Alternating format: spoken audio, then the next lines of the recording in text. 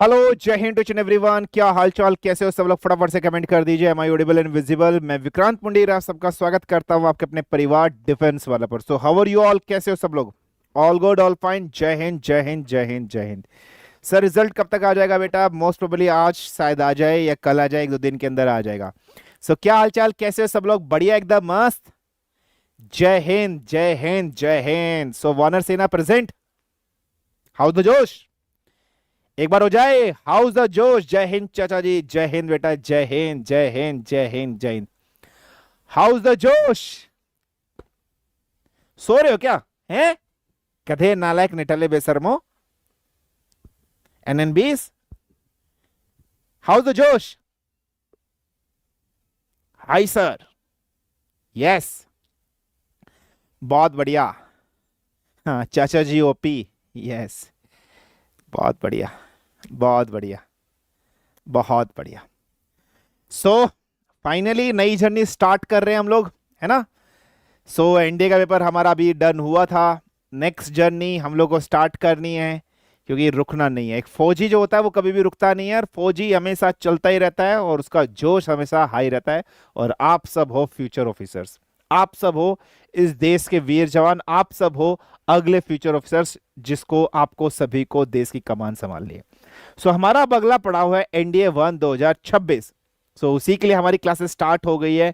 फिर से जी जान से, फिर से जुनून से लड़ेंगे, उठेंगे और जीत हासिल करेंगे। इसी उम्मीद के साथ पढ़ेंगे यहां पर, जबरदस्त तरीके से चीजें स्टार्ट करेंगे। सो आज के सेशन के अंदर, मतलब आज हमारी फर्स्ट क्लास यहां पर है, और मैं आपका फिजिक्स मेंटर हूं, जहां पर आपको कंप्लीट फिजिक्स में आपको पढ़ाऊंगा, समझाऊंगा, लिखाऊंगा, मतलब आपको कंप्लीट यहां पर बता दिएगा। बहुत सारे दिमाग में आपके क्वेश्चंस आ रहे होंगे बेटा, है ना?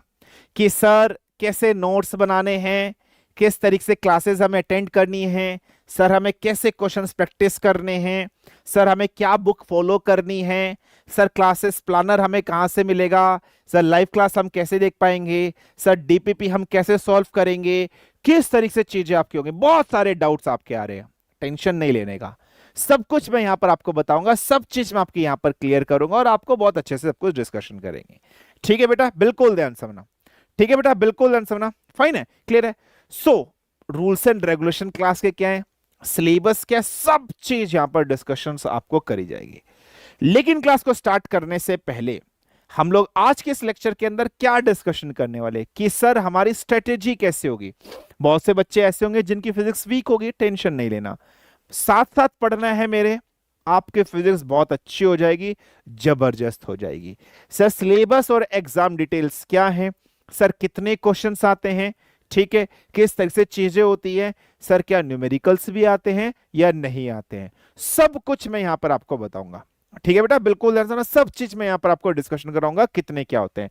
इस बार अगर हम लोग बात करें, बाई चांस फिजिक्स का पेपर थोड़ा सा सिंपल आ गया था बेटा, वरना अच्छे लेवल का पेपर आता है एनडीए के अंदर अगर हम फिजिक्स के बारे में बात कर रहे हैं।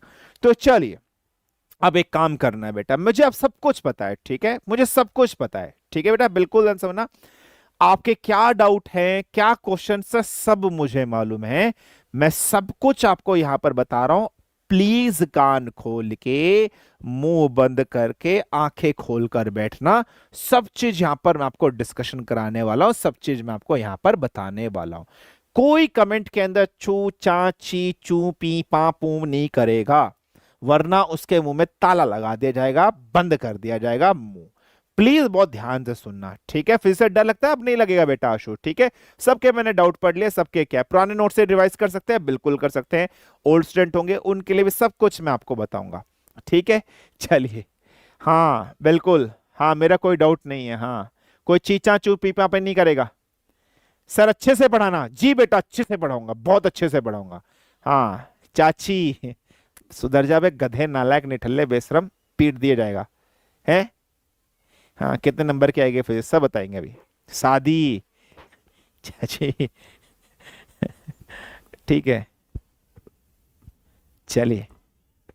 हम्म, ठीक है, चलिए, ठीक है, चलिए स्टार्ट करते, आइए देखिए। सबसे पहली चीज, सबसे पहली चीज होती है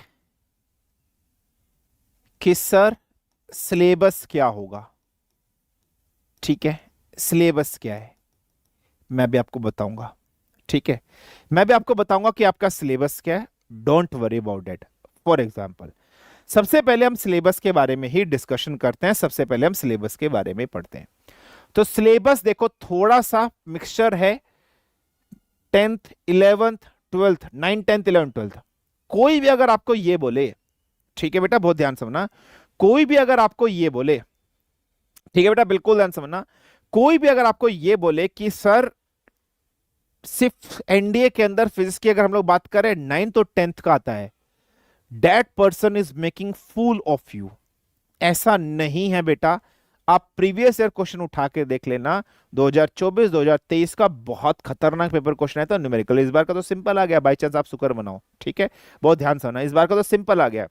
तो कोई भी अगर आपको बोले सिर्फ और सिर्फ 9th और 10th की फिजिक्स आती है, वो झूठ बोल रहा है, वो आपके साथ धोखा कर रहा है। उसकी बातों में बिल्कुल भी मत आना बेटा, उसकी बातों में बिल्कुल भी मत आना, निकाल दो ये बात अपने दिमाग से, ठीक है।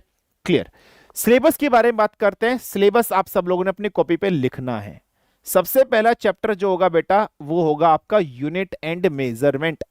मैं सबसे पहले आप सभी के सामने सिलेबस लिख रहा हूं, आप लोग भी अपनी नोटबुक में सिलेबस लिखते रहिए। The first chapter is unit and measurement. बहुत सारे बच्चे हमारे यहाँ पर ह्यूमैनिटीज के होंगे, कॉमर्स के होंगे, आर्ट्स बैकग्राउंड के होंगे, टेंशन मत लेना, मुझे सबके डाउट्स बताओ, मैं सब कुछ बताऊंगा।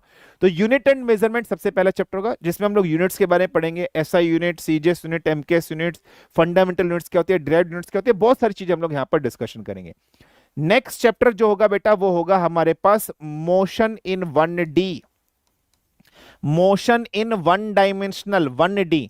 Motion in one dimensional 1D की अगर हम लोग बात कर रहे हैं तो इसमें हम लोग डिस्कशन करेंगे स्पीड, वेलोसिटी, डिस्प्लेसमेंट, एक्सेलरेशन, ये फोर्स, मोमेंटम, न्यूटन्स के फर्स्ट लॉ, न्यूटन के सेकंड लॉ, सब चीज इसके अंदर आपका आएगा motion in 1D। Now coming to the third chapter. Third chapter आपका होगा बेटा motion in 2 dimensional. So motion in 2 dimensional का मतलब बेटा इसके अंदर हम लोग डिस्कशन करेंगे मोशन अंडर ग्रेविटी। ग्रेविटी जब होती है तो ग्रेविटी में क्या चीज होगी, जैसे फॉर एग्जांपल पेन है, मैंने पेन को ऊपर से नीचे गिरा, तो ये ऑब्जेक्ट मोशन इन ग्रेविटी में आया या नहीं आया बेटा, हाँ जी बिल्कुल आया। तो इसके बारे में हम लोग यहां पर डिस्कशन करेंगे। एवरेज स्पीड, एवरेज वेलोसिटी, ठीक है बेटा, इसके बारे में हम लोग यहां पर क्वेश्चन डिस्कशन करेंगे। प्रोजेक्टाइल मोशन क्या होता है वो सब हम लोग मोशन इन 2D में पढ़ेंगे। बहुत से बच्चे इन दोनों चैप्टर्स की अगर हम लोग बात कर रहे हैं तो इन दोनों चैप्टर को काइनेमेटिक्स भी बोल देते हैं कि सर ये चैप्टर काइनेमेटिक्स में आते हैं क्या, हाँ आप बोल सकते हो, कोई टेंशन वाली बात नहीं है। Now coming to the fourth chapter. Fourth chapter is बेटा वर्क, पावर और energy. So work, power, energy is your next chapter, जहां पर वर्क का फॉर्मूला डिस्कशन करेंगे। वर्क क्या होता है, पावर क्या होता है, एनर्जी क्या होता है, ये सब चीज हम लोग यहां पर डिस्कशन करेंगे वर्क, पावर, एनर्जी के बारे में। Now coming to the fifth chapter. तो fifth chapter is your gravitation वाला चैप्टर।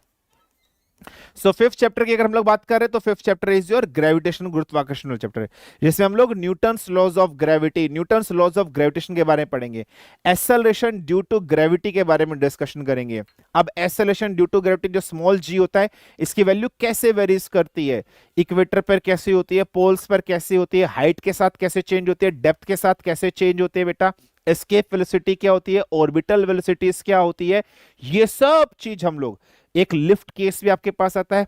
फॉर एग्जांपल आप लिफ्ट में बैठे हो बेटा, लिफ्ट ऊपर जा रही है, आपको अपना वजन बढ़ा हुआ दिखाई देता है, लिफ्ट नीचे आ रही है, घटा हुआ दिखाई देता है, वेट क्या होता है बेटा, वो सब चीज हम लोग इस ग्रेविटेशन वाले चैप्टर के अंदर डिस्कशन करेंगे। Now coming to this sixth chapter. Sixth chapter आपका होता है बेटा rotational motion. So sixth chapter is what बेटा, रोटेशनल मोशन है। इस रोटेशनल मोशन में बेटा कि सर टॉर्क क्या होता है, सेंटर ऑफ मास क्या होता है, मोमेंट ऑफ इनर्शिया क्या होता है, एंगुलर मोमेंटम क्या होता है ना, ये सब चीज हम लोग इस चैप्टर के अंदर डिस्कशन करेंगे, रोटेशनल मोशन वाले चैप्टर के अंदर, बिल्कुल ध्यान से समझना। Now coming to the seventh chapter जो हम लोग को डिस्कशन करना है। सेवंथ चैप्टर क्या है बेटा, सेवंथ चैप्टर है हमारा fluid mechanics. So seventh chapter is fluid mechanics. जब हम फ्लूइड मैकेनिक्स की बात कर रहे हैं तो फ्लूइड का मतलब क्या बेटा, गैस और वाटर से रिलेटेड। इस फ्लूइड मैकेनिक्स में हम लोग डिस्कशन करेंगे Pascal law. Pressure, force upon area, pressure is equal to rho g h, atmospheric pressure के बारे में पढ़ेंगे, बर्नौलिस थ्योरम हम लोग डिस्कशन करेंगे, आर्किमिडीज का प्रिंसिपल हम लोग डिस्कशन करेंगे, लॉज ऑफ फ्लोटेशन हम लोग यहां पढ़ेंगे, सरफेस टेंशन डिस्कशन करेंगे, कैपिलरिटी डिस्कशन करेंगे, विस्कोसिटी डिस्कशन करेंगे, टाइप्स ऑफ फ्लोस के बारे में हम लोग यहां पढ़ेंगे। बहुत सारी चीजें हम लोग इस चैप्टर के अंदर, फ्लूइड मैकेनिक्स वाले चैप्टर के अंदर डिस्कशन करेंगे। Now coming to the 8th chapter. 8th chapter क्या होगा बेटा हमारा? 8th चैप्टर होगा मैकेनिकल प्रॉपर्टी। ठीक है, 8th चैप्टर इज व्हाट बेटा? Mechanical properties of matter. यार ये जो हमारे पास मैटर होता है, इस मैटर की मैकेनिकल प्रॉपर्टी, मैकेनिकल प्रॉपर्टी में बेटा जैसे स्ट्रेस क्या होता है, स्ट्रेन क्या होता है, स्ट्रेस स्ट्रेन कर्व क्या होता है ना बेटा। साथ साथ अगर हम लोग बात कर रहे हैं young modulus of elasticity, bulk modulus, modulus of rigidity, है ना। उसके बाद स्ट्रेस के टाइप, स्ट्रेन के टाइप्स, उसके बाद हुक्स लॉ, कंप्रेसिबिलिटी, बहुत सारी पॉइजन्स रेशियो, बहुत सारे छोटे छोटे से फॉर्मूले आते हैं, सारी के सारी मैकेनिकल प्रॉपर्टीज जो मैटर्स की होती हैं, वो सब चीज हम लोग यहां पर डिस्कशन करेंगे। Now coming to the 9th chapter. 9th chapter है बेटा हमारे पास थर्मल प्रॉपर्टीज। 9th चैप्टर क्या है बेटा हमारे पास? 9th चैप्टर हमारे पास है थर्मल प्रॉपर्टीज ऑफ मैटर, कि भाई मैटर की थर्मल प्रॉपर्टीज क्या होती है। थर्मल का मतलब हीट से रिलेटेड है, टेम्परेचर से रिलेटेड है, जिसमें लीनियर एक्सपेंशन, है ना, एरियल एक्सपेंशन, वॉल्यूमेट्रिक एक्सपेंशन क्या होता है। उसके बाद हीट के फ्लो 3 टाइप से होता है, कंडक्शन, कन्वेक्शन और radiation. Newton's laws of cooling क्या होता है, थर्मल कंडक्टिविटी क्या होता है, सर्फ स्पेसिफिक हीट क्या होता है, लेटेंट हीट क्या होता है। आदर्श सिंह कह रहे चाचू नमस्ते, नमस्ते बेटा, ठीक है। तो स्पेसिफिक हीट क्या होता है, लेटेंट हीट क्या होता है, ये सब पढ़ेंगे। अब एक चीज समझना बेटा, ये जब आपका सिलेबस देख रहे हो, ये 11th क्लास का आपको सिलेबस दिखाई दे रहा है। मैं आपको कहता था ना कि आपको बहुत सारे लोग गुमराह करेंगे कि एनडीए के फिजिक्स में सिर्फ और सिर्फ 9th-10th होता है। नहीं होता है, नहीं होता है, गलत बनाया जा रहा है, आपका बेवकूफ बनाया जा रहा है। ये सब सिलेबस और बहुत अच्छे लेवल की आती है। जिन बच्चों के पास पुराने नोट्स हैं उससे पढ़ सकते हैं, बिल्कुल पढ़ सकते हो। Now coming to the 10th chapter. 10वां चैप्टर जो हम लोग डिस्कशन करेंगे बेटा, वो है आपके पास heat and thermodynamics. So heat and thermodynamics is your next chapter. अगर मैं हीट एंड थर्मोडायनेमिक्स वाले चैप्टर के बारे में बात कर रहा हूं, तो हीट क्या होती है, हीट की डिफरेंट यूनिट्स क्या होती है।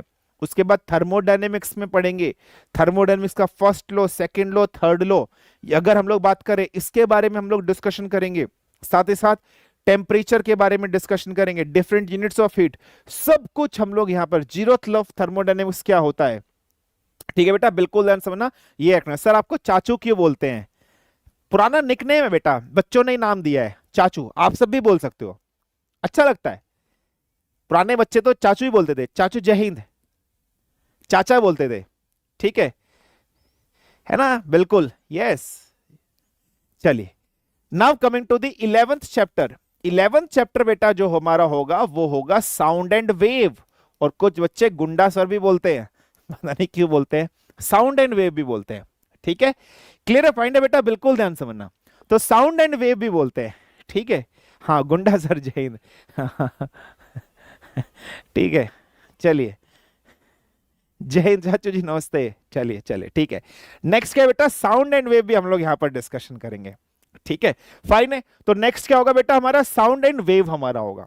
तो साउंड एंड वेव में साउंड की प्रॉपर्टीज पढ़ेंगे बेटा, वेव की प्रॉपर्टीज हम लोग यहां पर डिस्कशन करेंगे। साउंड की प्रॉपर्टीज क्या होती है, साउंड में क्लासिफिकेशन ऑफ साउंड वेव्स, है ना, फ्रीक्वेंसी क्या होती है, एम्पलीट्यूड क्या होता है, इंपल्स क्या होता है, साउंड वेव किस किस पर डिपेंड करती है, लॉन्गिट्यूडनल वेव क्या होती है, ट्रांसवर्स वेव्स क्या होती है, पेंडुलम का केसेस क्या होता है बेटा, वो सब हम लोग इस चैप्टर के अंदर, सिंपल हार्मोनिक मोशन क्या होता है, वो सब चीज हम लोग इस चैप्टर के अंदर डिस्कशन करेंगे बेटा, फाइंड है।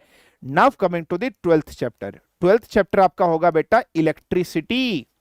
इलेक्ट्रिसिटी वाले चैप्टर के अंदर रेजिस्टेंस के बारे में डिस्कशन करेंगे, एम मीटर, वोल्ट मीटर, बहुत सारी चीजें हम लोग यहां पर डिस्कशन करेंगे। 13th chapter is your magnetism, जिसमें हम लोग मैग्नेट के प्रॉपर्टीज के बारे में पढ़ेंगे, मैग्नेट्स की चीजों के बारे में डिस्कशन करेंगे, right hand rule, Fleming rule, ये सब चीज हम लोग यहां पर डिस्कशन करेंगे, फाइन, याद रखना। Now coming to the 14th chapter. 14th chapter is your electrostatics, ठीक है बेटा। नेक्स्ट चैप्टर क्या होगा बेटा, इलेक्ट्रोस्टैटिक्स इज योर, जिसमें चार्ज के बारे में डिस्कशन करेंगे, यहाँ इलेक्ट्रिसिटी के बारे में या चार्ज के बारे में प्रॉपर्टीज को डिस्कशन करेंगे। 15th चैप्टर इज व्हाट बेटा, जिसको आप लोग ऑप्टिक्स भी बोल देते हो और कुछ बच्चे इसको लाइट भी बोल देते हैं, जिसमें लेंस के बारे में पढ़ेंगे, मिरर के बारे में पढ़ेंगे, real image, virtual image, telescope, microscope, बहुत सारी चीजें आपकी आएंगी, उसके बारे में हम लोग यहां पर डिस्कशन करेंगे। 16th चैप्टर अगर हम लोग यहां पर बात कर रहे हैं बेटा, तो next chapter is will be your modern physics. इस मॉडर्न फिजिक्स के अंदर बहुत सारी चीजें आएंगी जो हम लोग यहां पर पढ़ेंगे। सो ये है आपका एंटायर सिलेबस जो हम लोग को पढ़ना है, जो हम लोग को डिस्कशन करना है। ठीक है बेटा, सो दिस इज एंटायर सिलेबस जो आपको पढ़ना है। अब एक चीज समझना, अब क्वेश्चन आप लोग के दिमाग में ये आता है कि सर अगर हम एनडीए एग्जामिनेशन के बारे में बात कर रहे हैं, तो सर एनडीए एग्जामिनेशंस में फिजिक्स के कितने क्वेश्चन हमारे पास बनेंगे, पेपर में कितने क्वेश्चन आते हैं? बेटा एनडीए के पेपर में फिजिक्स के आते हैं 25 क्वेश्चन, और हम सब जानते हैं कि एक क्वेश्चन 4 नंबर का होता है, तो 25 multiply by 4, so how many marks, 100 marks is being there. So 100 marks का पेपर आपका होगा बेटा, सो 100 मार्क्स का paper is being there for you. So physics 100 number की आपके पास आएगी बेटा, बहुत इंपॉर्टेंट है। सर ये फ्रिक्शन और सर्कुलर मोशन किस में आएगा बेटा, ये सब मोशन इन 1D में पढ़ेंगे, न्यूटन्स लॉ में ही पढ़ेंगे, फ्रिक्शन फ्रिक्शन सब उसी में डिस्कशन करेंगे बेटा। ठीक है, मोशन इन 1D 2D के अंदर, ये आप याद रखना। ठीक है बेटा, तो 100 मार्क्स का है। अगर हम एनडीए के बारे में बात कर रहे हैं, मैथ इंग्लिश के बाद तीसरे नंबर पे सबसे ज्यादा वेटेज जिसकी है बेटा, वो फिजिक्स की है। हल्के में नहीं लेना, अच्छा लेवल का क्वेश्चन आता है, अच्छे लेवल का पेपर आता है। तो सिलेबस आपको क्लियर हो गया। अब क्वेश्चन आपके पास ये आ रहा है कि सर अगर हम एनडीए के बारे में बात कर रहे हैं, तो सर इसमें थ्योरी के क्वेश्चंस कितने आते हैं, आप लोग के दिमाग में आ रहा होगा, और सर न्यूमेरिकल पोर्शन कितने हमारे पास आते हैं। देखिए जनरली अगर मैं आपको बताऊं, अब क्या हुआ बेटा, ये जो इस बार का जो पेपर हुआ है, ठीक है बेटा, बिल्कुल ध्यान सुना, इस बार का जो आपका पेपर हुआ है बेटा, इसमें क्या हुआ है, इसमें आपका न्यूमेरिकल नहीं आया था, वरना हर टाइम आपके न्यूमेरिकल आते थे बेटा, हर टाइम आपके न्यूमेरिकल आते थे। अगर मैं बात कर रहा हूं इन 25 क्वेश्चंस की, तो 25 क्वेश्चन में से आप ये मान के चलेगा 16 से 18 क्वेश्चन आपके थ्योरी के बन जाएंगे, और रिमेनिंग अगर हम लोग बात करेंगे तो 9 से, अगर इधर आया है बेटा तो लगभग 9 से, और यहां पर अगर हम लोग बात कर रहे हैं तो 7 से 9 क्वेश्चन के आसपास न्यूमेरिकल्स आपके बन जाते हैं। प्रोबेबिलिटी देखो, अब हमें क्या करना है, हमें तो बेस्ट ऑफ द बेस्ट के लिए पढ़ना है। सर क्या न्यूक्लियस एंड रेडियोएक्टिविटी चैप्टर आएगा, वो केमिस्ट्री में पढ़ेंगे बेटा, स्नेहा वो केमिस्ट्री में पढ़ेंगे, ठीक है, केमिस्ट्री में पढ़ेंगे। अब देखो हमें हर तरीके से बेस्ट रहना है, हम ये नहीं सोचेंगे बेटा, ठीक है बेटा, बिल्कुल ना, हम ये नहीं सोचेंगे कि यार सिर्फ और सिर्फ, अगर हम लोग सोचेंगे यार सिर्फ और सिर्फ थ्योरी थ्योरी पढ़ लेंगे काम चल जाएगा। देखो आप थ्योरी पढ़ लोगे, 16 से 18 क्वेश्चन आपके बन जाएंगे, मोर देन एनफ है, कोई दिक्कत नहीं है। लेकिन हमें अच्छे से पढ़ना है, तो न्यूमेरिकल भी हमें करना है। कोई पेपर का प्रेडिक्शन नहीं है ना बेटा, कोई पेपर का प्रेडिक्शन नहीं है, तो हम लोग दोनों करेंगे क्लास के अंदर। मैं आपको न्यूमेरिकल्स भी कराऊंगा और थ्योरी भी, और आपको जिस तरीके से मैं पढ़ाऊंगा उसके बाद न्यूमेरिकल में कोई भी प्रॉब्लम नहीं आएगी, कोई भी प्रॉब्लम नहीं आएगी। सो मैं दोनों कवर करूंगा बेटा, न्यूमेरिकल भी भर भर कर कराऊंगा और थ्योरी भी आप लोगों को भर भर कर यहां पर कराऊंगा। अब बात करते हैं उन बच्चों की, ठीक है बेटा, बिल्कुल ना, जो बच्चे ओल्ड बैच के हैं, जिन्होंने पहले भी वो बैच लिया था, तो क्या सर उनको दोबारा नोट्स बनाने हैं? नहीं बेटा, आप दोबारा नोट्स मत बनाना। आप उन्हीं नोट्स में अगर कहीं पर एडिशन सब्ट्रैक्शन करनी है, आप एडिशन और सब्ट्रैक्शन बस करते रहना, ये याद रख लेना, ठीक है, फाइन है। तो सिलेबस क्लियर हो गया, सबसे पहला पॉइंट आपको, हाँ जी। Now coming to the second point, कि सर हमें नोट्स कहां से मिलेंगे, सर हमें नोट्स कैसे बनाने हैं, समझना। देखो बेटा, फिजिक्स को पढ़ने का या पढ़ाने का सबसे बेस्ट तरीका, किसी का न्यूमेरिकल वीक नहीं होगा, मैं क्लास में सब कुछ करूंगा। फिजिक्स को पढ़ने का या पढ़ाने का सबसे बेस्ट जो तरीका है बेटा, वो क्या है, वो है लिख कर पढ़ना है। मैं आपको जब भी लेक्चर नोट्स यहां पर कराऊंगा, मैं किसी भी पीपीटी का इस्तेमाल नहीं करूंगा, मैं किसी भी पीपीटी का इस्तेमाल नहीं करूंगा बेटा, प्लीज रिमेंबर करना। मैं बोर्ड पर लिख कर पढ़ाऊंगा, और आप लोग को सफिशिएंट टाइम दूंगा नोट डाउन करने का भी, ठीक है बेटा, आप लोग को सफिशिएंट टाइम दूंगा नोट डाउन करने का भी। तो प्लीज अब एक चीज और समझना, आप लोग को 2 फीचर्स मिले हैं, एक तो आपको हैंड रिटन नोट्स भी प्रोवाइड किए जाएंगे और एक लेक्चर नोट्स भी। मैं आप लोग से रिक्वेस्ट करता हूं बेटा, please depend on lecture notes, hand written notes पर ज्यादा डिपेंडेंट मत रहना बेटा। जब तक आप लिखकर नहीं पढ़ोगे कुछ भी फायदा नहीं होगा। जब तक आप चीजों को लिखोगे नहीं कुछ भी फायदा नहीं होगा। प्लीज साथ साथ अपने नोट्स बनाते रहना, अपने हाथों से अपनी कॉपी में नोट्स बनाना बेटा। Please don't depend on PDF, don't depend on PPT, please make your notes in your copy by hand written. जो हाथ से बनाएगा उसका सिलेक्शन होगा, बहुत ध्यान समझना। तो अगर मैं नोट्स की बात कर रहा हूं, मैं बोर्ड पर लिख कर पढ़ाऊंगा, मैं बोर्ड पर राइट करके पढ़ाऊंगा, लिख कर पढ़ाऊंगा। और आप लोग को अपने नोट्स बनाने हैं बेटा अपनी नोटबुक पर। तो आप लोग को नोट्स बनाने हैं अपनी नोट्सबुक पर, और कैसे, आप लोगों को भी लिखकर ही अपने नोट्स बनाने हैं अपनी नोटबुक के ऊपर। Please remember this, please remember this, ठीक है बेटा। डोंट डिपेंडेड ऑन पीडीएफ, बेटा पीडीएफ जिंदगी बर्बाद कर देती है, प्लीज मेरी बात मानना। जब तक आप मेहनत नहीं करोगे प्लीज कुछ नहीं होगा। प्लीज रिमेंबर दिस बेटा, ठीक है। कोशिश करना अपनी कॉपी में नोट्स बनाओ, मेहनत करोगे लिखोगे तो कामयाब हो जाओगे बेटा, शॉर्टकट अपनाओगे हमेशा बर्बाद होगे। प्लीज करना बेटा, ठीक है, बिल्कुल ध्यान समझना, प्लीज है बेटा। तो बोर्ड पर मैं लिखकर पढ़ाऊंगा बेटा, आप लोग भी अपनी कॉपी पर नोट्स बनाओगे खुद की खुद। प्लीज हैंड रिटन नोट्स पे डिपेंड मत करना बेटा, पीडीएफ वीडियो पे डिपेंड मत रहना, लिखकर पढ़ना। ये पॉइंट क्लियर हो गया। जो बच्चे ऑलरेडी बैच ले चुके हैं बेटा, प्लीज उन लोगों को दोबारा बैच लेने की जरूरत नहीं है, अपने नोट से इसको फॉलो करते रहिए। Now coming to the third point, sir क्या कोई बुक फॉलो करनी है हमें, क्या सर हमें कोई बुक्स फॉलो करनी है या नहीं करनी है? सबसे पहला पॉइंट देखिए, सबसे पहले आपको क्लास नोट्स को ही फॉलो करना है। उसके अलावा सर अगर बुक्स की बात करेंगे तो previous year paper, previous year questions की बुक्स आप लोग को मिल जाएगी। आप लोग को शौर्य की किताब मिल जाएगी, आप नेट पर जाना, ऑनलाइन आप परचेस कर सकते हो शौर्य की प्रीवियस ईयर क्वेश्चन की। तो डी डिफेंस वाला की प्रीवियस ईयर किताब है, आप ये किताब ले लेना। इसके अलावा और कोई किताब आपको फॉलो करने की जरूरत नहीं है। हर किसी बच्चे के पास प्रीवियस ईयर किताब होनी चाहिए। सर बाय कहां से करेंगे? ऑनलाइन जाना, अमेजन पर जाना, या पीडब्ल्यू का जो स्टोर है वहां पर जाना। शौर्य की किताब है बेटा, प्रीवियस ईयर किताब है, प्रीवियस ईयर की किताब है। आप उस किताब को उठाना, उस किताब को परचेस कर लेना, वो आप लोग बाय करोगे। सब बच्चों के पास प्रीवियस ईयर किताब होनी चाहिए, ठीक है।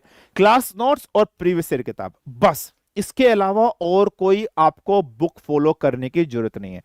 टाइम के अनुसार अगर कुछ चीजें की नोट जरूरत होगी मैं आपको बताऊंगा। बहुत से बच्चों के पास हाँ पाथ फाइंडर वगैरह ये कुछ भी होगी, कोई दिक्कत नहीं, आप कोई भी किताब लो, मुझे कोई दिक्कत नहीं है। आपके पास प्रीवियस ईयर किताब होनी चाहिए, किसी भी कंपनी की हो, मुझे उससे कोई दिक्कत नहीं है बेटा।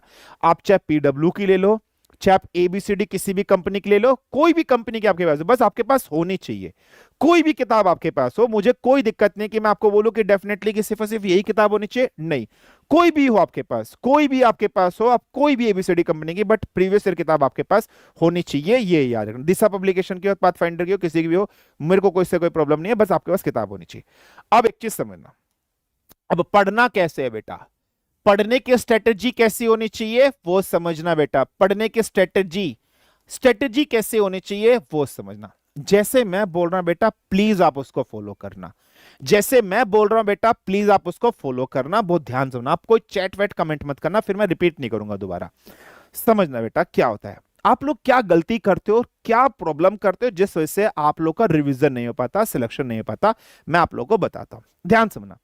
हम लोग क्या गलती करते हैं बेटा, फॉर एग्जाम्पल आज मैंने ज्योग्राफी में रिवर सिस्टम पढ़ा, या मैंने फिजिक्स के अंदर फॉर एग्जाम्पल आज मैंने यूनिट एंड मेजरमेंट पढ़ा, मैंने फॉर एग्जाम्पल हिस्ट्री के अंदर इंडस वैली सिविलाइजेशन, या किसी भी सब्जेक्ट के अंदर मैंने कुछ पढ़ा। हम जब स्टार्टिंग में कोई बैच में एनरोल्ड होते हैं, जब हम स्टार्टिंग में किसी बैच के अंदर एनरोल्ड होते हैं तो हमारे में जोश बहुत हाई होता है। तो हम क्या करते हैं बेटा, पढ़ते हैं। शुरुआत में तो हम पढ़ते हैं अच्छे से, एक महीना आप सब में भी जोश होगा, एक महीना आप सब में भी जुनून होगा, आपको मजा आएगा पढ़ने। लेकिन जैसे जैसे टाइम पास होगा ना बेटा, बहुत से बच्चे बैकलॉग क्रिएट करेंगे, बहुत से बच्चे बैकलॉग क्रिएट करेंगे, धीरे धीरे मोरल डाउन हो जाएगा। अगर मैं बात करूं आज इस क्लास के अंदर 15,000 बच्चे हैं, तो आज 15,000 बच्चे लाइव है, धीरे धीरे धीरे धीरे धीरे धीरे धीरे धीरे ड्रॉप हो जाएंगे, लास्ट तक आने पर 5-4 हजार बच्चे बच जाएंगे। इसका मतलब सबसे पहली प्रॉब्लम क्या आती है, सबसे पहली प्रॉब्लम कंसिस्टेंसी। सबसे पहली प्रॉब्लम आप लोगों में आएगी बेटा कंसिस्टेंसी। देखो अभी चल रहा है आपका अक्टूबर, आपका पेपर होगा अप्रैल में, नवंबर, दिसंबर, जनवरी, फरवरी, मार्च, अप्रैल। तो अप्रैल में आपका पेपर होगा। ऑलमोस्ट आप लोग के पास कितना महीने का टाइम बेटा? 6 महीने का आप लोगों के पास टाइम है। आप लोग का जो सिलेबस कंप्लीट हो जाएगा, या तो फर्स्ट वीक ऑफ मार्च में कंप्लीट हो जाएगा आप लोग का सिलेबस, या फैब के एंड तक, या अगर हम बात करें एंड ऑफ फैब, फरवरी के एंड तक आपका सिलेबस क्या हो जाएगा बेटा? कंप्लीट हो जाएगा। ठीक है, अब समझना, सबसे पहली चीज कंसिस्टेंसी, कंसिस्टेंसी आपको मेंटेन करनी है। दूसरा, आप लोग जो बच्चे हैं बेटा पेशेंस नहीं रखते हैं, पेशेंस लैक करते हैं। पेशेंस एंड कंसिस्टेंसी अगर किसी में दो है, संयम और संकल्प अगर किसी में दो है, तो पेपर निकल जाएगा। पढ़ना कैसे है? आज आपको जो पढ़ाया, आज आपने जाकर रिवीजन कर लिया? बिल्कुल कर लिया। आज आपने जो पढ़ाया बेटा वो आपने रिवीजन कर लिया? हाँ जी सर, हमने रिवीजन। कल नेक्स्ट डे आपकी क्लास हुई, डे 2 की क्लास हुई। जब डे 2 की क्लास हुई तो आप लोग क्या करते हो? जिस दिन डे 2 जो पढ़ाया उसको आप रिवीजन कर लेते हो। जब डे 3 की क्लास होती है तो आप डे 3 वाला जो पढ़ाया वो रिवीजन कर लेते हो। जब डे 4 वाली क्लास होती है तो डे 4 में जो आपको पढ़ाया वो आप रिवीजन कर लेते हो। This is a bad strategy, this is a wrong approach, this is a bad strategy. आपको ऐसा नहीं करना है। तो सर हमें कैसे करना है? आज फर्स्ट डे क्लास हुई है, फर्स्ट डे में आपकी 3 क्लास हुई है। आपने तीनों क्लास को घर में गए, क्लास के नोट्स बनाए, नोट्स बनाने के बाद खोला सबको और एक बार आपने रिवीजन कर लिया, सबका कंसेप्ट समझ लिया, अप्रोच आपने समझ ली। ठीक है बेटा, हाँ जी। जब डे 2 की आपकी क्लास हुई तो आपने सबसे पहले पता क्या करना है? डे 2 के नोट्स बनाने के बाद, डे 2 की क्लास के बाद आपको रिवीजन करना है। तो सबसे पहले आप डे 1 की क्लास को रिवीजन करोगे। डे 1 जो पहले दिन आपकी क्लास हुई थी उसको रिवीजन करोगे। फिर उस दिन की जो डे 2 की क्लास हुई है उसको रिवीजन करोगे। तो आपने डे 1 की क्लास को कितनी बार रिवीजन कर लिया बेटा? 2 बार। जब थर्ड डे आप जाओगे तो थर्ड डे जाने में आपको सबसे पहले डे 1 की क्लास को रिवीजन करना है एक बार, फिर डे 2 की क्लास को रिवीजन करना है, और फिर डे 3 की क्लास को रिवीजन करना है। आपने डे 1 की क्लास को कितनी बार रिवीजन कर लिया? 3 बार। डे 2 क्लास को कितनी बार रिवीजन कर लिया? 2 बार। डे 4 में जाओगे, सेम डे 1, डे 2, डे 3 पहले, फिर डे 4। आप क्या होगा बेटा, जब चीजों को बार बार बार बार बार बार रिवीजन करोगे वो चीज आपके दिमाग में फिट हो जाएगी, वो चीज आपके दिमाग में फिट हो जाएगी। मैं ऐसा क्यों बोल रहा हूं बेटा? जब आप लोग पैदा हुए थे ना, तब आप बोलना भी नहीं जानते थे, आप चलना भी नहीं जानते थे। ठीक है, when you are being burn, जब बोर्न हुए थे आप पैर चलना भी नहीं जानते थे, आप बोलना भी नहीं जानते थे, तो आप कैसे सीखे हो यार? आप तुतला कर बोले हो, आप बार बार बोले हो, तभी तो चीजें सीखे हो। आप लड़खड़ाए हो, आप गिरे हो, आप बार बार करे हो या नहीं करे हो, आपने बार बार चीजें। यार पढ़ाई भी यही है, आपको कंटिन्यूअस एफर्ट्स डालना है, बार बार लगे रहना है आपको। आप एक चीज को पढ़ोगे, यार क्या औकात है इस पढ़ाई की, हमसे बड़ी थोड़ी ना, हमारे जिद और जुनून से बड़ी थोड़ी ना है। आज इस पढ़ाई की औकात भी देख लेंगे तो कहां तक हमें करती है। हम एक बार फेल होंगे, फिर खड़े होंगे, फिर लड़ेंगे। भाई जब हम चीजों को बार बार पढ़ेंगे दिमाग में फिट हो जाएगी। हनुमान चालीसा भी तो ऐसे याद हुई है, हनुमान चालीसा एक बार में तो याद नहीं हुई ना बेटा, बार बार याद हुई है, नहीं याद हुई है। ठीक है, बिल्कुल ध्यान समझना। तो यही तो चीज है, आप बार बार जितना रिवीजन करोगे बेटा उतना आपके लिए बेनिफिशियल होगा। एक पॉइंट बस आपको रखना है, यार पढ़ाई की क्या औकात है, हमारे जुनून से कम थोड़ी ना है, हमारे जोश से कम थोड़ी ना है। अरे देख लेंगे कहां तक हमें चैलेंज करती है पढ़ाई, उखाड़ देंगे इसका झंडा, देखते हैं। ये अप्रोच रखनी है, जुनून रखना है बेटा, हमेशा मोटिवेटेड रहना है बेटा, कभी भी डिमोटिवेटेड नहीं फील करना है। यस अपन वी कैन डू इट, हमेशा ये आपको याद रखना है। ये आपकी पढ़ाई की अप्रोच होनी चाहिए, रिवीजन की अप्रोच ये होनी चाहिए। अब एक चीज और समझना, now coming to the next point. Fifth point है बेटा आपका जो सैटरडे एंड संडे वाला जो दिन है, ध्यान समझना, ये जो सैटरडे और संडे वाला जो दिन है बेटा, अगर हम लोग बात कर रहे हैं तो सैटरडे एंड संडे वाला जो दिन है, ठीक है, वो ध्यान समझना। तो सैटरडे एंड संडे वाले दिन की अगर हम लोग बात कर रहे हैं तो ये आपका ना रिवीजन डे होना चाहिए। This Saturday and Sunday will be your revision day. Sir Saturday and Sunday हमारा कैसा होना चाहिए? रिवीजन डे होना चाहिए। रिवीजन डे का मतलब क्या बेटा, समझना। देखो अब मैं आपको क्या बता रहा हूं, आप लोगों की क्लासेस होंगी बेटा मंडे से लेकर सैटरडे तक आप लोग की क्लासेस चलेंगी। हाँ जी सर। संडे आपकी क्लास नहीं चलेगी। संडे वाले दिन आप लोगों का वीकली टेस्ट होगा। संडे वाले दिन बेटा पीडब्ल्यू के ऐप पर आप लोग का वीकली टेस्ट होगा, सब्जेक्ट वाइज होगा, मैथ का, जीएटी का, इंग्लिश का, सबका आपका सब्जेक्ट वाइज टेस्ट होगा। सैटरडे वाले दिन मंडे से लेकर शनिवार वाले दिन तक जो भी पढ़ाया एक हफ्ते में वो आपने रिवाइज करना है, सारे सब्जेक्ट का रिवाइज करना है। और संडे में वीकली टेस्ट होगा। संडे के वीकली टेस्ट में वही चीज आएगी इस हफ्ते जो आपको पढ़ाया गया है, इस हफ्ते जो आपको पढ़ाया गया है वही होगा। तो भाई पेपर जब देने जाओगे तो रिवीजन देके जाओगे। और बेटा सबको ये वीकली टेस्ट देना ही देना है बेटा। जब तक टेस्ट नहीं दोगे ना, आपको अपनी परफॉर्मेंस नहीं पता चलेगी कि आप कहां पर स्टैंड कर रहे हो। You must have to give your weekly test. बेटा टेस्ट में 0 नंबर भी आ रहे ना, आने दो, टेस्ट देना है, धोखा नहीं करना बेटा। अगर आपने टेस्ट नहीं दिया बेटा, you are doing crime with your parents. Test सबने देना है। 0 नंबर आ रहे आने दो यार, एक बार 0 आएगा ना, फिर से मेहनत करेंगे, अच्छे नंबर आएंगे। टेस्ट से आपको परफॉर्मेंस पता चलेगी, टेस्ट से आपको ये पता चलेगा है मेरी कौन सी टॉपिक वीक है, मेरी कौन सी टॉपिक स्ट्रॉन्ग है, मुझे किस टॉपिक पर और मेहनत करनी है, मुझे किस पर कितना और फोकस करना है।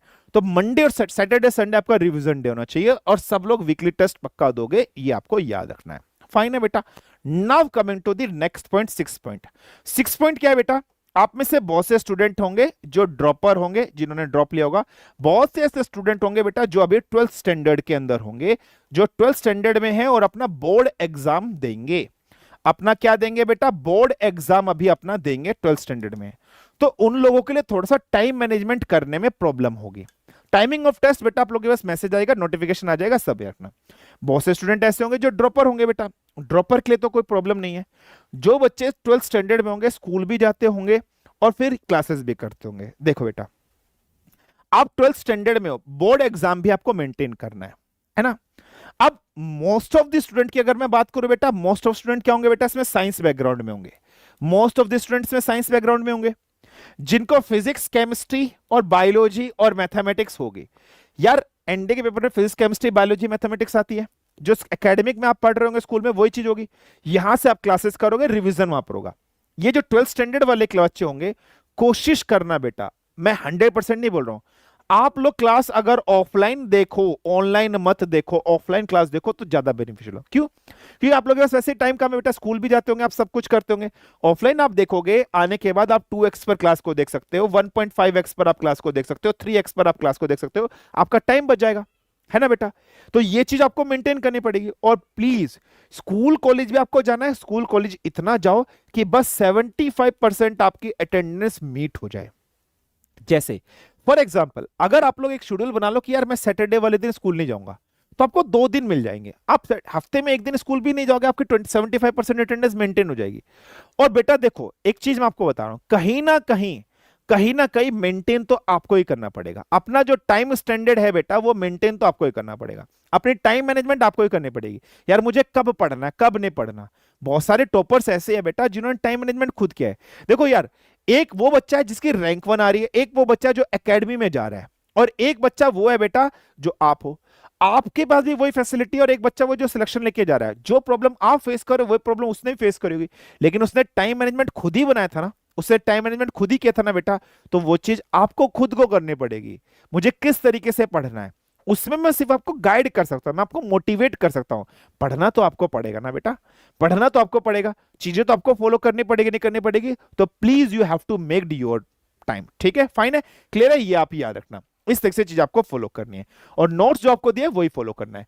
क्या सर क्लास लेक्चर सफिशिएंट होंगे? यस और नो? 100% क्लास लेक्चर सफिशिएंट होंगे। जैसे इस बार का अगर हम लोग फिजिक्स का पेपर की बात करते हैं, तो ओवरऑल 25 क्वेश्चंस आपके पूछे गए थे। इस बार के टोटल फिजिक्स के क्वेश्चन 25 पूछे गए थे, और लेक्चर नोट से इस बार कितने क्वेश्चन आए थे? 22 क्वेश्चन डायरेक्ट यहां से आ गए थे। What about art student? Art student के साथ भी यही है। आर्ट स्टूडेंट्स की अगर हम लोग बात करें, उनके पास उनका नॉन साइंस वाला वेब पोर्शन जो है, जीएटी वाला, वो स्ट्रॉन्ग होगा। बाकी आप यहां से कोशिश करो पढ़ने का। इस बार 25 क्वेश्चन पूछे गए थे, जिसमें से 22 question direct class lecture note से थे। देखो, जैसे एक क्वेश्चन था न्यूमेरिकल वाला, ये वैल्यू भी सेम थी बेटा, सब कुछ यहां पर कराया था। देखो, तो अब मैं आपको यहां पर प्रूफ इसलिए दिखा रहा हूं, बिलीव करने के लिए कि भाई देखो, आप क्लास लेक्चर से पढ़ोगे, सेम फ्लेमिंग रूल से रिलेटेड क्वेश्चन था। नेक्स्ट क्या बात करें, पार्सेक से रिलेटेड क्वेश्चन था, ये तो अभी पढ़ाऊंगा, यूनिट एंड मेजरमेंट का ही है। ऐसे क्वेश्चन था सेकंड लॉ से रिलेटेड, कौन सा नहीं है।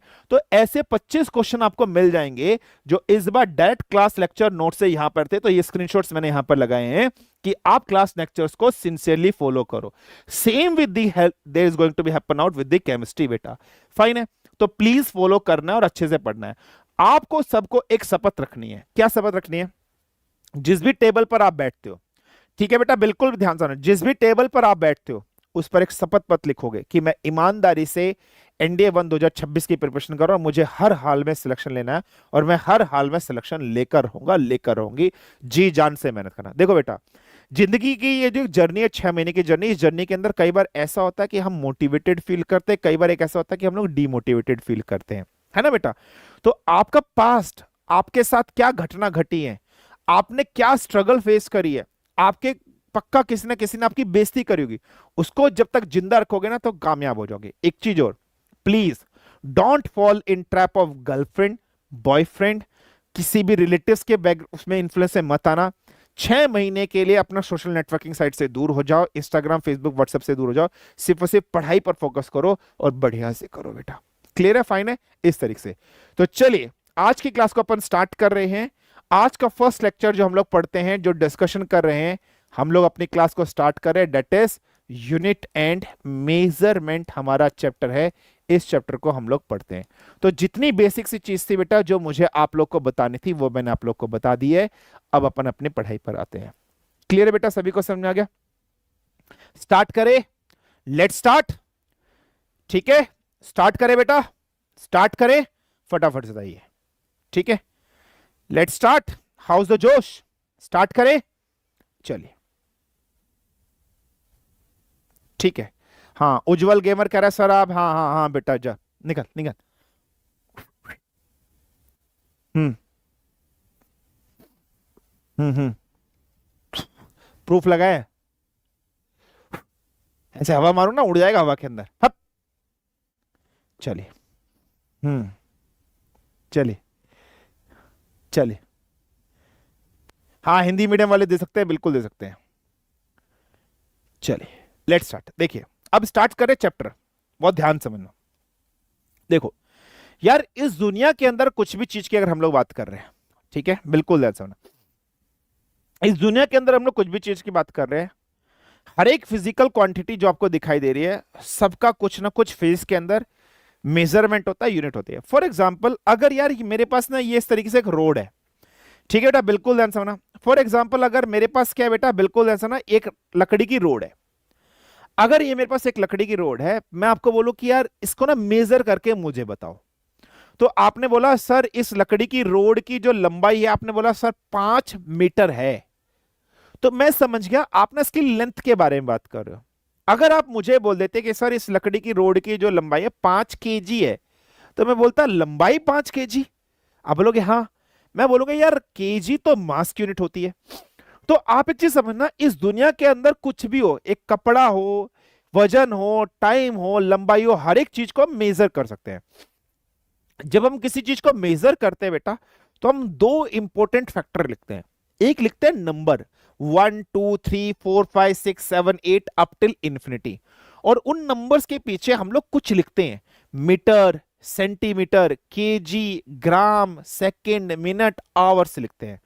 तो इसका मतलब जब हम किसी भी दुनिया के अंदर किसी भी चीज को जब मेजर करते हैं तो दो चीज लिखते हैं, वैल्यूज 1 2 3 4 5 और यूनिट।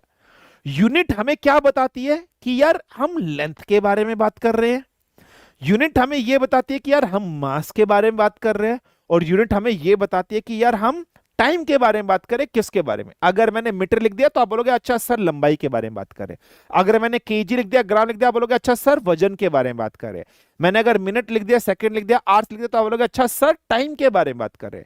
तो इस दुनिया के अंदर हर एक चीज की यूनिट्स होती है और हर एक चीज को मेजर किया जाता है। मेजर का मतलब मैग्नीट्यूड 1 2 3 4 5 6 7 8 9 10। तो ये है यूनिट एंड मेजरमेंट। अभी आपको यूनिट एंड मेजरमेंट की डेफिनेशंस नहीं लिखनी है, you don't have to write the definition of unit and measurement, ये सब नहीं पढ़ना आपको। अब सीधा इस चैप्टर में जब हम आ रहे हैं तो हमें यह पढ़ना कि फिजिक्स के अंदर यूनिट्स कितने टाइप की होती हैं। तो अगर हम डिस्कशन करें, फिजिक्स के अंदर यूनिट्स होती हैं दो टाइप की, एक होती है बेटा फंडामेंटल यूनिट्स और एक होती है derived units. One is fundamental units and another one is derived unit. तो फिजिक्स के अंदर यूनिट की अगर हम लोग बात कर रहे हैं तो दो यूनिट होंगी, फंडामेंटल और डिराइव्ड यूनिट्स। अब पेपर में क्वेश्चन आएगा कि फंडामेंटल यूनिट्स होती हैं तो कितनी फंडामेंटल यूनिट्स होती है और डिराइव्ड यूनिट्स क्या होती हैं। तो हम सीधा अपने टॉपिक पर आते हैं। जब हम यूनिट्स के बारे में डिस्कशन कर रहे हैं तो यूनिट्स को हम लोग दो टाइप्स में डिवाइड करेंगे। फर्स्ट इज व्हाट बेटा, तो पहली हमारे पास होती है फंडामेंटल यूनिट्स। तो पहली हमारे पास क्या होंगी बेटा, फंडामेंटल यूनिट्स। फंडामेंटल यूनिट्स का मतलब क्या है बेटा, ये बेसिक्स यूनिट्स हैं। मतलब इनके बिना फिजिक्स आपके स्टार्ट नहीं होगी। ये बेस है, ये बेसिक पिलर है, इनके बिना आपकी फिजिक्स स्टार्ट नहीं होगी। So there are fundamental units and how many fundamental units are being there. तो याद रखना बेटा फंडामेंटल यूनिट्स फिजिक्स में कितनी होती है बेटा, 7 फंडामेंटल यूनिट्स होती हैं। How many fundamental units are there, 7। कौन कौन सी होती है, ध्यान समझना। देखो फिजिक्स में अगर हम लोग लेंथ के बारे में बात करेंगे तो फिजिक्स में लेंथ हमेशा किस में नापोगे बेटा, किस में मेजर करोगे, मीटर में ही मेजर करोगे। बाई चांस किसी न्यूमेरिकल में अगर आपको क्वेश्चन दिया है, उस क्वेश्चन में आपको लेंथ जो दी है बेटा वो सेंटीमीटर में दी है, तो आपको पता चल गया है कि सर ने बोला था फिजिक्स में लेंथ जो होगी वो हमेशा मीटर में, तो सेंटीमीटर को मीटर में कन्वर्ट कर दोगे, किलोमीटर को मीटर में कन्वर्ट आप कर दोगे। बस ये आपको रखना, फिजिक्स में हमेशा लेंथ किस में मेजर करोगे, मीटर में करोगे, ये याद रख लेना। Now coming to the next, ठीक है। सो नेक्स्ट इज व्हाट बेटा, next is related with the mass. तो फिजिक्स में मास हमेशा किस में मेजर्ड होगा बेटा, केजी। अगर कहीं पर ग्राम में गिवन है, पाउंड्स में आपको गिवन है बेटा, तो उसको कन्वर्ट करोगे केजी के अंदर। तीसरी फंडामेंटल यूनिट्स कौन सी होती है बेटा, टाइम से रिलेटेड। फिजिक्स में टाइम हमेशा किससे मेजर्ड होगा बेटा, सेकंड में मेजर्ड होगा। कहीं पर अगर मिनट गिवन होगी, ठीक है, आवर्स आपके गिवन होंगे, तो आप उस आवर्स और मिनट को कन्वर्ट करोगे, किस में कन्वर्ट करोगे, सेकंड में। Now coming to the next, next is what बेटा, करंट। हमेशा याद रखना करंट की अगर हम लोग यूनिट के बारे में बात कर रहे हैं तो करंट की यूनिट क्या होती है बेटा, एम्पियर। जैसे आप लोगों के पास मोबाइल चार्जर होता है, उस मोबाइल चार्जर के पीछे लिखा होता है 2 एम्पियर, 3 एम्पियर, 4 एम्पियर, 5 एम्पियर। अब ये करंट क्या होता है, ये हम इलेक्ट्रिसिटी वाले चैप्टर के अंदर डिस्कशन करेंगे बेटा। तो करंट हमेशा किसमें मेजर्ड होगा, एम्पियर में। और करंट कैसी यूनिट है बेटा, फंडामेंटल यूनिट्स की हम लोग कैटेगरी में हम लोग यहां पर डालेंगे, ये रखना। करंट को हिंदी में कहते हैं धारा, टाइम को समय कहते हैं, मास को द्रव्यमान कहते हैं, लेंथ को लंबाई कहते हैं, ABCDE। नेक्स्ट आता है बेटा टेम्परेचर, जिसको हम लोग बोलते हैं तापमान। तो टेम्परेचर फिजिक्स में हमेशा किस में मेजर्ड करेंगे बेटा, सो temperature will always be measured in kelvin. Temperature हम किस में मेजर करेंगे बेटा, it will always be measured in kelvin, ये याद रख लेना। हालांकि टेम्परेचर मेजर करने के लिए और भी बहुत सारी यूनिट्स होती हैं, ठीक है बेटा, बिल्कुल ध्यान समझना।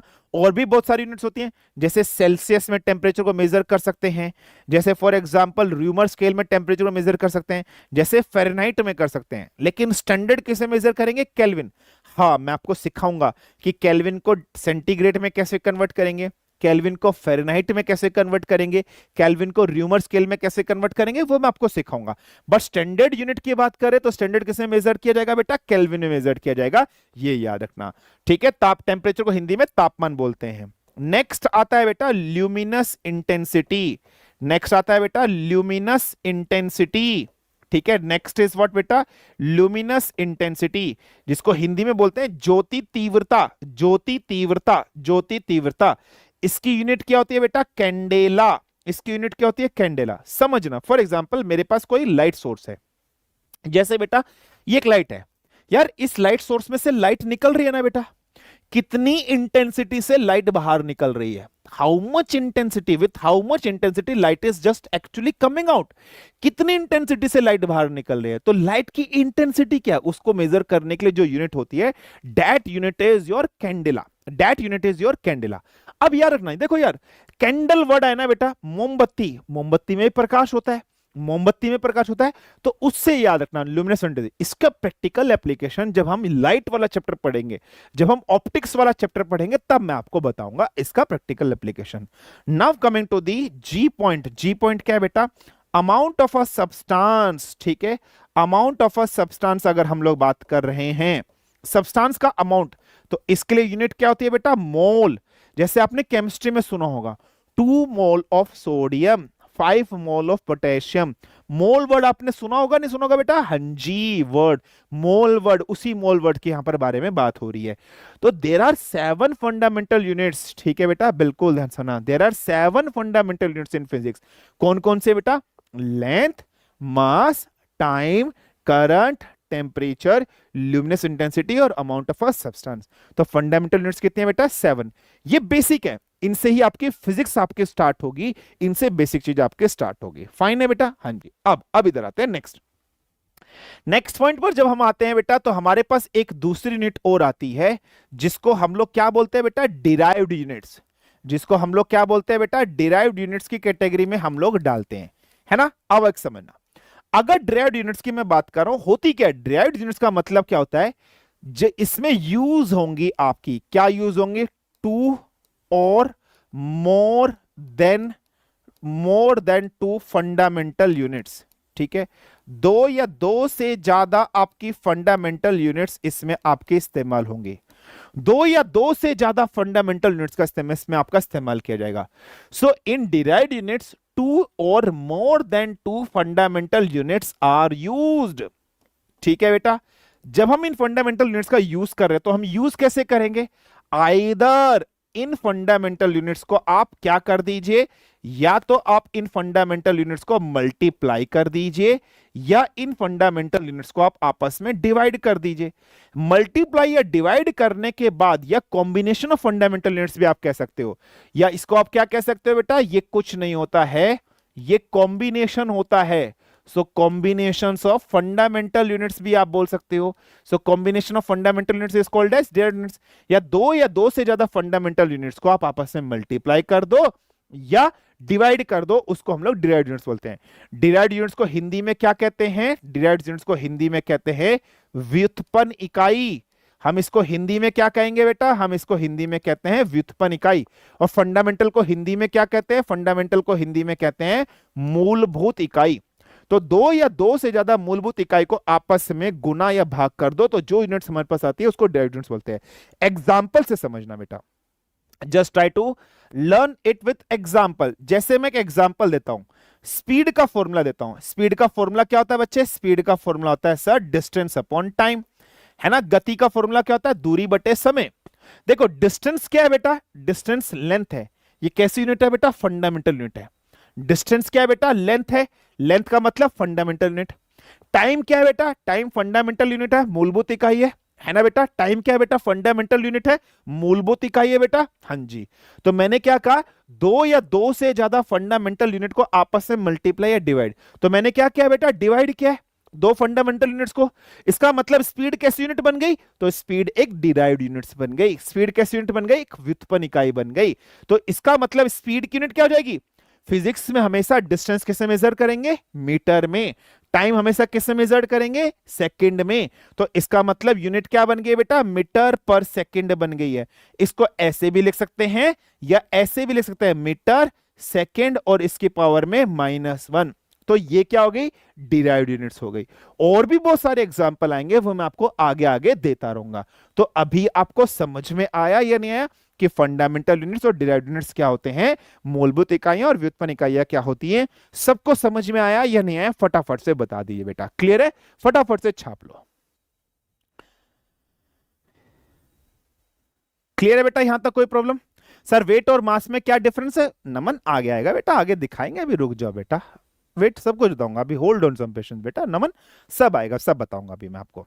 यहां तक सबको इतनी चीज क्लियर होगी बेटा, कोई समस्या कोई प्रॉब्लम, छाप लिया इतना सबने, अंडरस्टूड यहां तक, एवरीथिंग इज क्लियर बेटा, फटाफट से बताइए।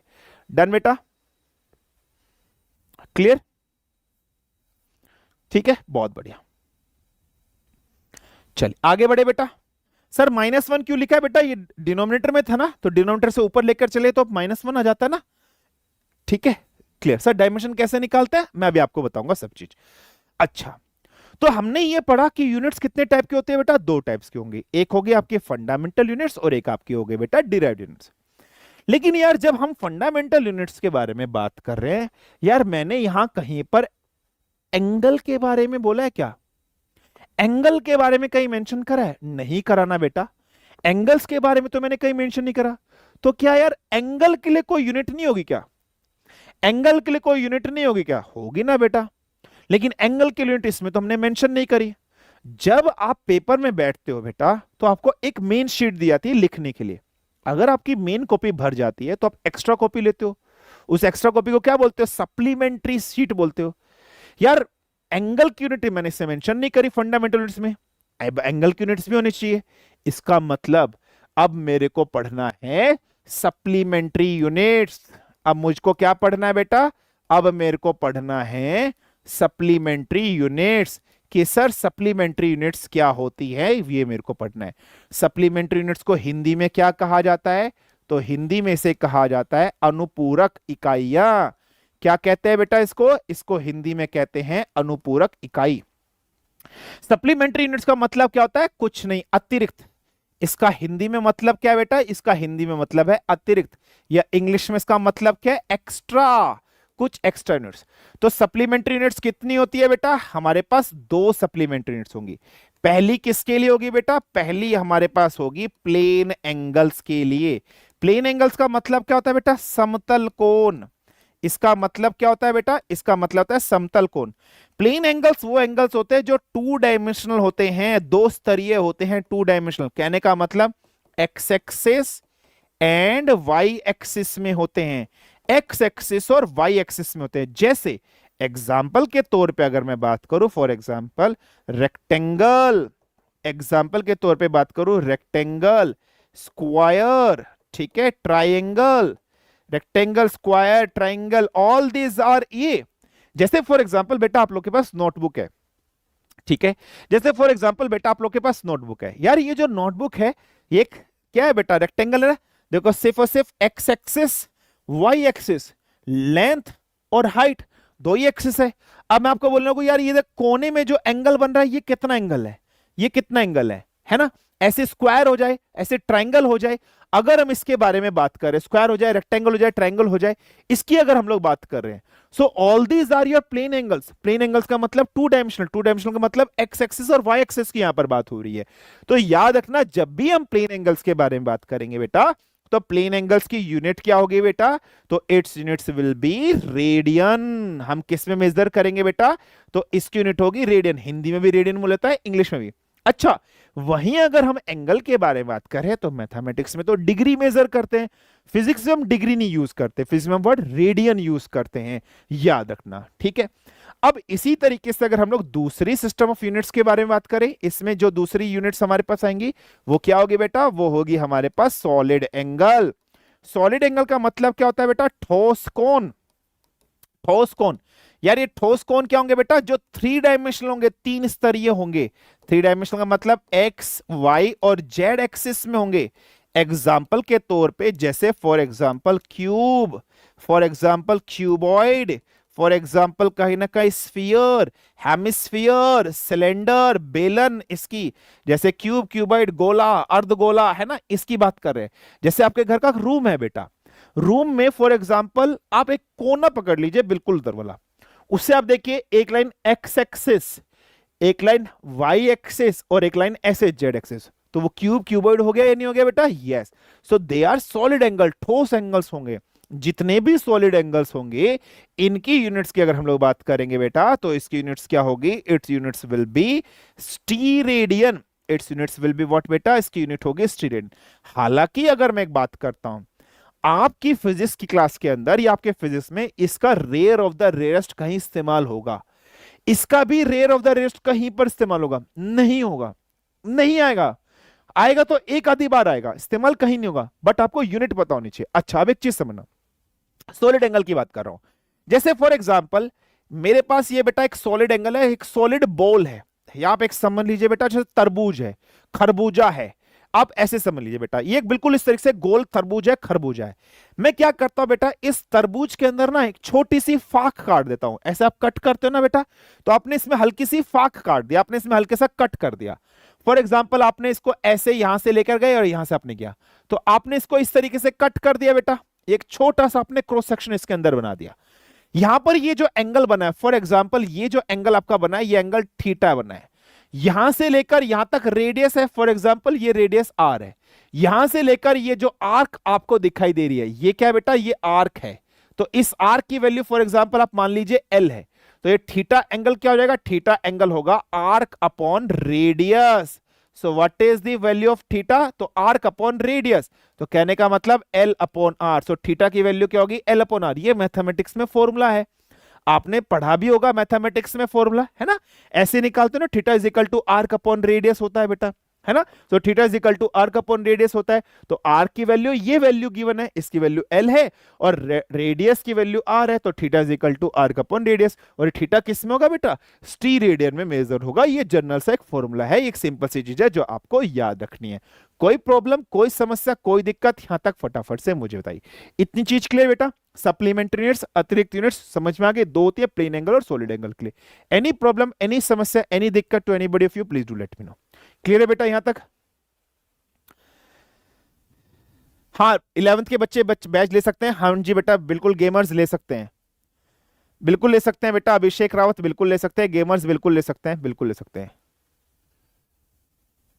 ठीक है, क्लियर है बेटा? कोई प्रॉब्लम, कोई समस्या? ठीक है, fine, clear, done. It is wrong, theta is equal to 2d। अरे मैंने जनरली वैल्यू बात करी बेटा, ये आर बोल दिया इसको, आर्क को एल बोल दिया है, तो theta is equal to arc upon radius, l upon r कर दिया बेटा। ठीक है, सही है, आ जाइए। ठीक है, फाइन है, चलिए यहां तक चीजें क्लियर होगी सबको? हाँ जी, अब आगे बढ़ते हैं। अब देखना, अब हमारे पास आता है सिस्टम ऑफ यूनिट्स। अब हमारे पास क्या आता है बेटा, सिस्टम ऑफ यूनिट्स आता है। अब एक चीज आपको समझना बेटा, जैसे फॉर एग्जांपल आप में से बहुत से ऐसे बच्चे होंगे जो यूपी के रहने वाले होंगे, है ना बेटा। सिस्टम ऑफ यूनिट्स पढ़ने से पहले एक चीज समझना, रुक जाओ। सबसे पहले सिस्टम ऑफ यूनिट्स पढ़ने से पहले कुछ रिलेशंस हमें पढ़ने हैं, हमें कुछ रिलेशंस पढ़ने हैं। हमें पहले क्या पढ़ना है बेटा, कुछ रिलेशंस पढ़ने हैं। ये रिलेशंस कौन सा है, आपका देश के प्रति रिलेशन। हाँ, वो निब्बा निब्बी वाला रिलेशन नहीं है, 11 बजते जो तुम्हारा शुरू रहता है। बाबू आज मैंने पता है क्या खाया था, आज मैंने गोलगप्पे खाए थे बाबू, बहुत टेस्टी थे बाबू। आज ना मैं इतने सुंदर सुंदर कपड़े पहन के गए थे ना, मेरे सारे दोस्त ने बोला वाओ बाबू तुमने थाना थाया नहीं, थाना थाया, वो वाला रिलेशन नहीं है ये। कभी सोच न गो, गधे नालायक निठल्ले बेशरम। ये रिलेशन है आपका देश के प्रति। बाबू तुमने थाना थाया, हाँ थाना थाया, वो वाला रिलेशन नहीं है। बाबू मैं बहुत अच्छे कपड़े पहन के गया था बाबू, आज तुम्हारी बहुत याद आ रही है, वो वाला रिलेशन नहीं है ये। है रिलेशन का मतलब है पढ़ाई वाला रिलेशन।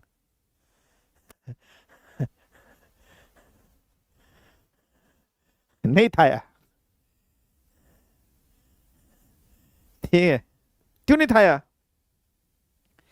है? ठीक है, चलिए अब आ जाइए। अब यहां पर ना रिलेशंस की बात कर रहे हैं। रिलेशन में हम लोग क्या पढ़ेंगे बेटा, रेडियन और डिग्री में क्या रिलेशन है। स्टी रेडियन के बारे में डिस्कशन नहीं करेंगे, ठीक है बेटा। बिल्कुल चाचो, आपने थाया?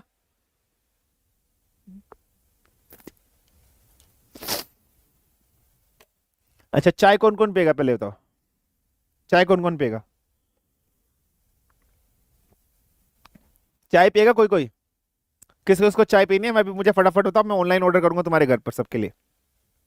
चाय से चाय मंगा रहा हूं, किसको किसको चाय पीनी है फटाफट से बताओ।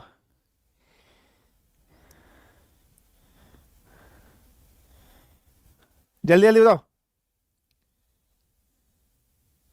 हाँ जल्दी जल्दी बताओ, किसको किसको पीनी है?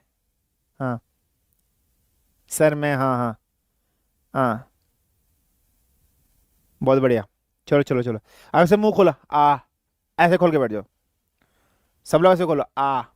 ठीक है, आ आ, इधर वाले भी लो, लो लो लो लो, और पिलाओ, लो लो। अब नहीं मांगना, गधे गई के।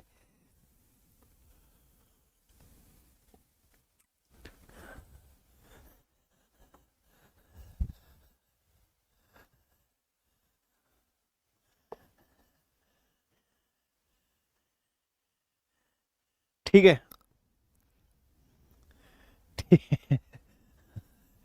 ठीक है, अब नहीं मांगना, अब इधर आओ। ठीक है, अब इधर आओ। अब हमें ना कुछ रिलेशंस पढ़ने हैं यहाँ पर, ठीक है। अब हमें ना कुछ रिलेशन पढ़ने हैं। रिलेशन है बेटा रेडियन और डिग्री के बीच में। क्या रिलेशन है, बहुत ध्यान से सुनना। ये कहा जाता है कि आपका जो पाई रेडियन होता है, इस पाई रेडियन के अंदर ना 180 डिग्री होते हैं। बस ये आपको याद रखना कि पाई रेडियन में कितने डिग्री होते हैं बेटा, 180 डिग्री होते हैं। How many degree are being there in pi radian? Pi radian के अंदर 180 डिग्री होते हैं। इसका मतलब अगर मैं एक रेडियन की बात करूं बेटा, तो एक radian is equal to 180 upon pi degree. और वहीं अगर मैं यहां से निकालू एक डिग्री, तो एक डिग्री का मतलब बेटा पाई अपॉन 180 रेडियन। यस और नो? यस और नो? हाँ जी सर, यस और नो? हाँ जी।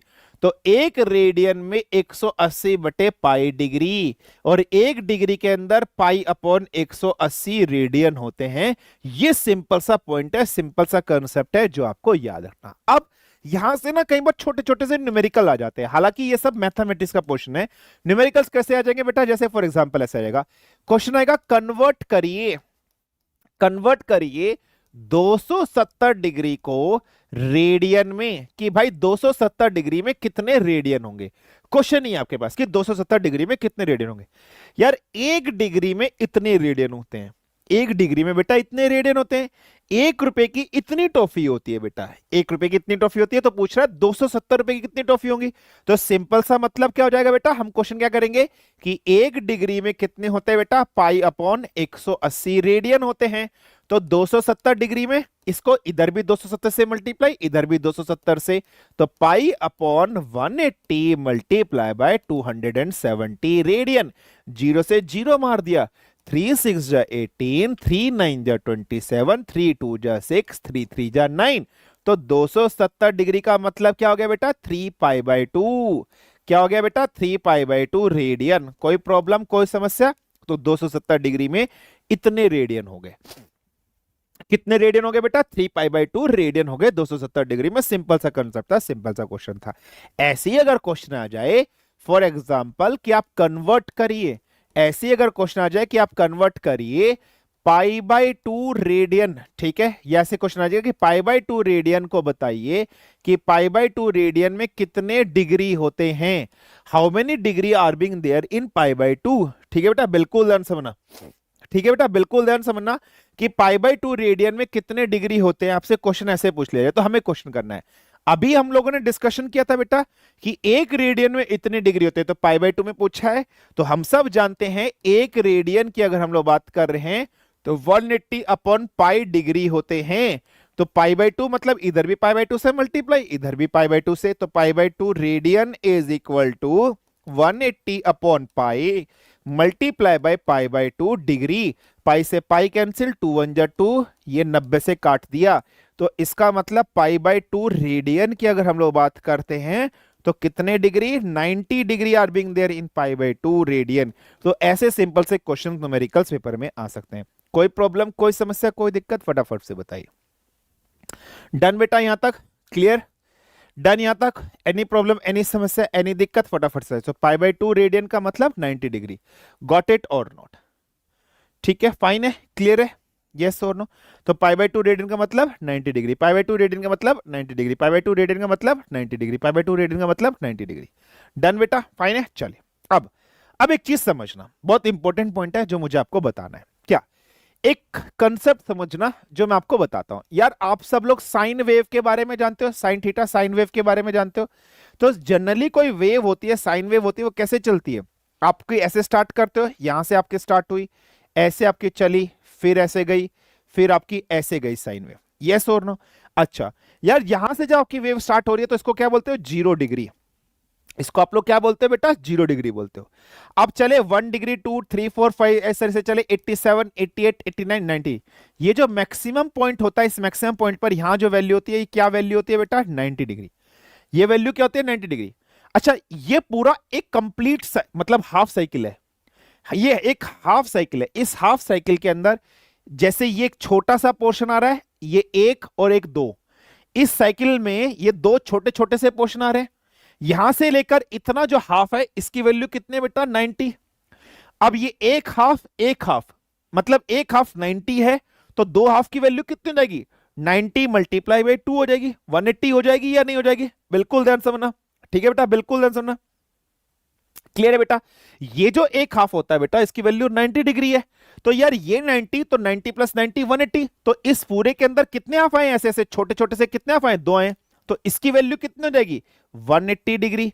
अच्छा फिर से आप देखिए, एक हाफ, दो हाफ, तीन हाफ। तो 90 मल्टीप्लाई बाय 3, तो यहां पर कितना हो जाएगा? 270 डिग्री। ठीक है, यहां पर 1 2 3 4, 90 मल्टीप्लाई बाय 4, 360 डिग्री। फिर अगर हम लोग यहां पर बात करें 1 2 3 4, फिर ये 5, तो 9 5 जा 45, तो इसका मतलब 450 डिग्री है ना बेटा। फिर ये 6, तो यहां पर कितना हो जाएगा? 540 डिग्री। नेक्स्ट अगर हम लोग यहां बात करेंगे, यहां पर कितना होगा? 7, तो 9 7 जा 63, 660 डिग्री। ठीक है, 9 8 जा 72, तो 720 डिग्री। एंड सो ऑन, फिर 8 और 9, इस तरीके से आपके पास वैल्यू आ जाएगा, है ना। तो 90, 1 90, 2 90, 3 90, 4 90, 5 90, 6 90, 7 90, 8 90, इस तरीके से आपके सामने आ जाएगा।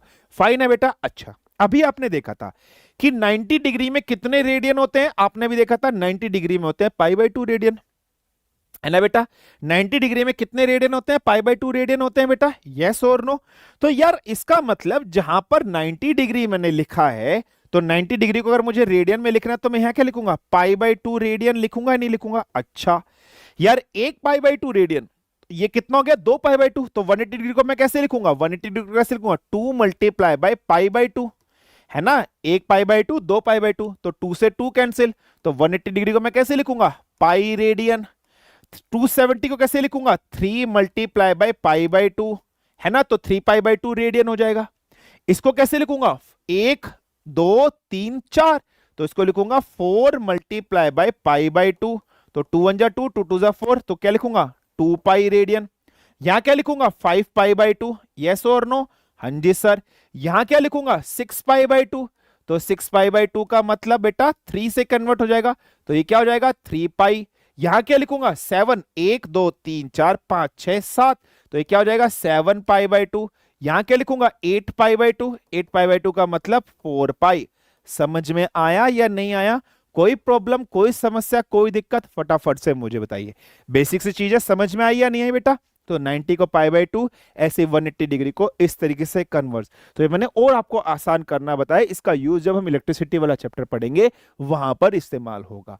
कोई प्रॉब्लम, कोई समस्या, कोई दिक्कत? फटाफट से बताइए। डन है बेटा? प्लीज मुझे बताइए। क्लियर यहां तक? कोई प्रॉब्लम, कोई समस्या, कोई दिक्कत किसी बच्चे को? क्लियर हो गया बेटा? फटाफट से बताइए। डन बेटा?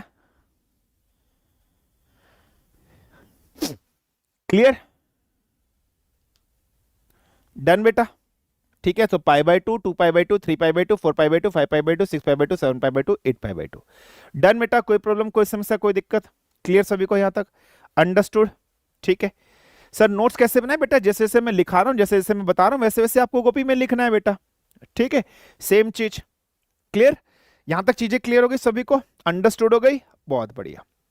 चलिए आगे बढ़ रहे हैं। अब देखिए, अब आते हैं हम लोग सिस्टम ऑफ यूनिट्स के बारे में। यार फॉर एग्जांपल यूपी की बात करते हैं। यार यूपी में बहुत सारे जो लोग रहते होंगे, उनके यहाँ जमीन होती है। तो यूपी में जो जमीन होती है वो कैसे मेजर्ड होती है? फॉर एग्जांपल बीघा में मेजर हो रही है। अगर वहीं पर फॉर एग्जांपल हम हरियाणा में बात कर रहे हैं तो कैसे मेजर हो रही है? हेक्टेयर में मेजर हो सकती है, किला में मेजर हो सकती है, एकड़ में मेजर हो सकती है। तो अलग अलग स्टेट्स के अंदर जब हम जा रहे हैं, तो अलग अलग जगह पर जब हम जा रहे हैं, तो सिस्टम ऑफ यूनिट्स भी, ठीक है बेटा, बिल्कुल ध्यान समझना, तो सिस्टम ऑफ यूनिट्स भी चेंज हो रहा है। कहीं पर जमीन बीघा में मेजर हो रही है, कहीं पर हेक्टेयर में मेजर हो रही है, कहीं पर एकड़ में मेजर हो रही है, कहीं पर किले में मेजर हो रही है। यार अगर मैं अलग अलग जगह जाऊंगा, ये तो मेरे लिए कंफ्यूजन क्रिएट कर देगा। It will just simply create a confusion for me. Yes और नो? हाँ। तो क्या यार मेजरमेंट की अगर मैं बात कर रहा हूं, तो एक यूनिवर्सल मेजरमेंट सिस्टम होना चाहिए, नहीं होना चाहिए? एक ओवरऑल मेजरमेंट सिस्टम होना चाहिए, नहीं होना चाहिए? जो पूरे देश के अंदर फॉलो किया जाए, जो पूरी जगह मेजर किया जाए, होना चाहिए, नहीं होना चाहिए? होना चाहिए। जैसे फॉर एग्जांपल अगर हम लोग इंडिया की बात करें, इंडिया में फॉर एग्जांपल मास जो है, वजन जो है, वो फॉर एग्जांपल केजी में मेजर हो रहा है। वहीं अगर मैं ब्रिटेन की बात कर रहा हूँ, लंदन की बात कर रहा हूँ, वहां पर जो वेट है, मास है, फॉर एग्जांपल वो पाउंड्स में मेजर हो रहा है। यार ऐसे तो प्रॉब्लम क्रिएट करेगा। तो कहीं ना कहीं आपको ऐसा नहीं लगता कि यार एक नॉर्मल सिस्टम ऑफ मेजरमेंट होना चाहिए? तो हमारे पास बहुत सारे सिस्टम ऑफ मेजरमेंट हैं। अब उस डिफरेंट सिस्टम ऑफ मेजरमेंट हमारे पास होने के बाद हम एक स्टैंडर्ड मेजरमेंट सिस्टम यूज करेंगे जो यूज होता है। तो कौन कौन से सिस्टम ऑफ मेजरमेंट हमारे पास यूज होते हैं बेटा? तो जैसे एक होता है हमारे पास, एक हमारे पास है सीजीएस सिस्टम, एक हमारे पास क्या है बेटा, वन इज एफपीएस सिस्टम, और एक हमारे पास और है जिसको हम लोग बोलते हैं एमकेएस सिस्टम ऑफ यूनिट्स, और एक है standard SI system of units. अब समझना इसमें क्या चीज क्या होती है। देखो तीन चीज लिखी है। ये जो पहली वाली लाइन है ये आपके लिए किसके लिए, this is for the length वाले पोर्शन के लिए। अगर मैं दूसरी वाली लाइन के बारे में बात कर रहा हूं तो this is what, this is simply for your मास वाले पोर्शन के लिए। और मैं अगर तीसरी वाली लाइन की बात कर रहा हूं तो ये है टाइम के लिए। सीजीएस सिस्टम में लेंथ हमेशा किस में मेजर्ड होगी, सी से मतलब क्या है, centimetre. So what is the meaning of C, C का मतलब है centimetre. So what is the meaning of C, C का मतलब है सेंटीमीटर। तो सीजीएस सिस्टम में लेंथ हमेशा किस में मेजर्ड होगी बेटा, सेंटीमीटर में होगी। अगर मैं सीजीएस सिस्टम की बात कर रहा हूं तो एम मास किस में मेजर्ड होगा, जी का मतलब होता है बेटा ग्राम, तो मास हमेशा किस में मेजर्ड होगा बेटा, ग्राम में मेजर्ड होगा। सीजीएस सिस्टम में टी टाइम से टाइम हमेशा किस में मेजर्ड होगा, एस लिखा है तो इसका मतलब किस में मेजर्ड होगा बेटा, सेकंड में मेजर्ड होगा। सिंपल सा पॉइंट याद रख लेना, फाइन है। किस में मेजर्ड होगा, इसमें मेजर्ड होगा। अब इसी तरीके से अगर हम लोग एफपीएस सिस्टम की बात कर रहे हैं, इसी तरीके से अगर हम लोग एफपीएस सिस्टम की बात कर रहे हैं तो दिस इज फॉर व्हाट बेटा, this is simply for your length. तो ये किस में मेजर्ड होगा, सो this is simply for your foot. ठीक है, ये किस में, लेंथ हमेशा फुट में। जैसे एक फुट के अंदर कितने इंच होते हैं, 12 इंच होते हैं, है ना। 5 फुट 6 इंच आप लोग बोलते हैं ना मेरी हाइट, एक फुट के अंदर 12 इंच। और एक फुट के अंदर अगर हम लोग बात कर रहे हैं तो कितने इंच होंगे बेटा, 12 इंच हो गए कहीं ना कहीं। और एक इंच के अंदर अगर हम लोग बात करें कितने सेंटीमीटर होते हैं, तो 2.54 सेंटीमीटर इज बिंग देयर। ये क्या है बेटा, ये मास के लिए है। तो मास हमेशा किस में मेजर्ड होगा, पाउंड में मेजर्ड होगा। और याद रखना एक पाउंड की अगर हम लोग बात करते हैं तो एक पाउंड में 453 ग्राम होते हैं, लगभग 450 ग्राम। आप लोग जो केक लेकर आते हो ना बाजार से, वो केजी में मेजर्ड नहीं होता, वो पाउंड में मेजर्ड होता है। समझ में आ गया, तो 453 ग्राम होते हैं। और ये क्या है बेटा, टाइम। सो टाइम किस में मेजर्ड होगा, सेकंड में ही मेजर्ड होगा। ये एफपीएस सिस्टम लंदन वगैरह ब्रिटेन वगैरह में यूज किया जाता है। Now coming to the third system, तो ये किसके लिए होगा, ये होगा मीटर, है ना। ये किसके लिए होगा, केजी। और ये किसके लिए होगा, टाइम के लिए होगा। ये टाइम में किसके लिए होगा बेटा, सेकंड के लिए यूज्ड होगा। सिंपल सा पॉइंट। जब मैंने आपको फंडामेंटल यूनिट्स लिखाई थी, तो फंडामेंटल यूनिट्स में क्या लिखा था बेटा, कि लेंथ हमेशा मीटर में नपती है, लिखाया था ना। मास हमेशा केजी में नपेगा, लिखाया था ना। टाइम हमेशा सेकेंड में होगा, लिखाया था ना। तो हम कौन सा सिस्टम यूज कर रहे हैं, यूनिवर्सली अगर एक फिक्स्ड कॉमन सिस्टम तो एमके सिस्टम। ये जो एमके सिस्टम है और ये जो एसआई सिस्टम है, ये दोनों सेम ही है।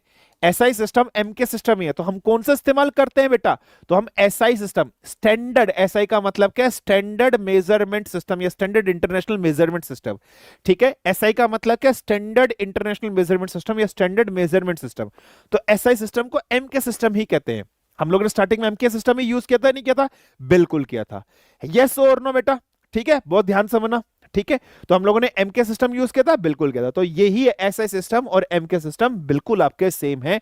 तो हम कौन सा यूज करते हैं, एसआई। अब क्वेश्चन कैसे आएंगे पेपर में, समझना। फॉर एग्जाम्पल, आप सबने डिस्प्लेसमेंट सुना होगा, वेलोसिटी सुना होगा, एक्सेलरेशन सुना होगा।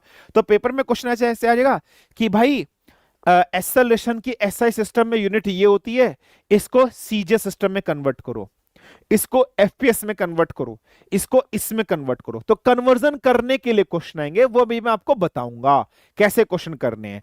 तो हम लोग जो यूज करते हैं, हम लोग जो यूज करेंगे फिजिक्स के अंदर, हम लोग इसको यूज करेंगे। और ये सेम ही होता है, एमके सिस्टम ही होता है। कोई प्रॉब्लम, कोई समस्या, कोई दिक्कत, फटाफट से बताइए। इतनी चीज क्लियर, यस और no, done, clear.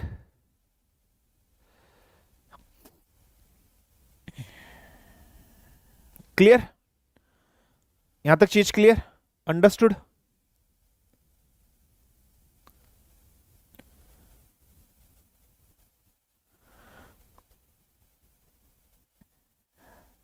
Got it.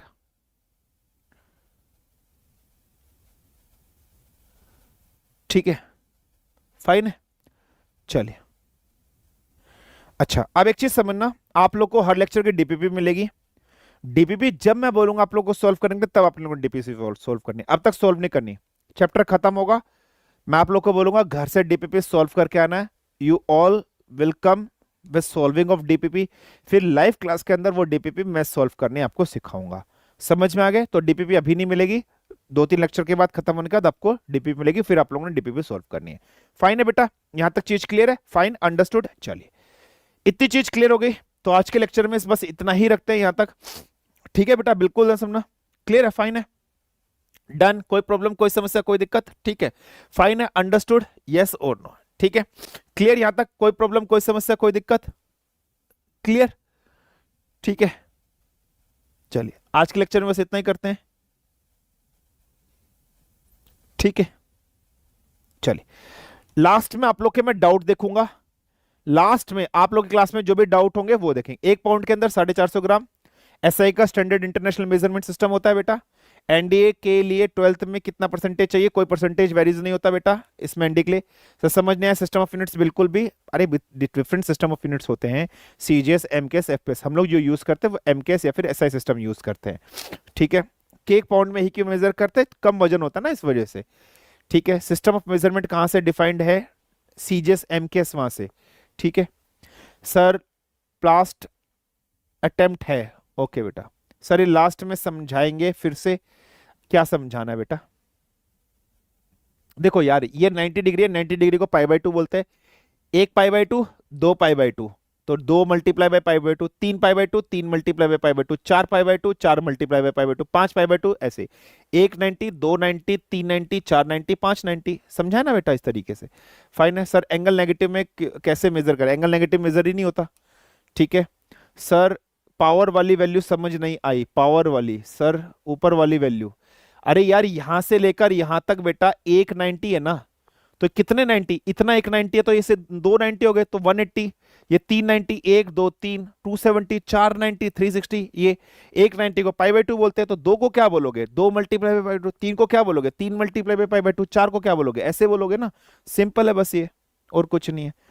ठीक है, सब लिखना है जी। सर अगर रेडियन इज इक्वल टू 180/पाई है तो क्या किसी कोई ऐसा एंगल इन डिग्री एग्जिस्ट करता है जिसका रेडियन मेजर इरेशनल भी होता है? बिल्कुल होता है। इरेशनल नंबर्स भी एग्जिस्ट करते हैं, बिल्कुल होता है। 57.6 डिग्री होता है, मोस्ट ऑफ द होता ही है।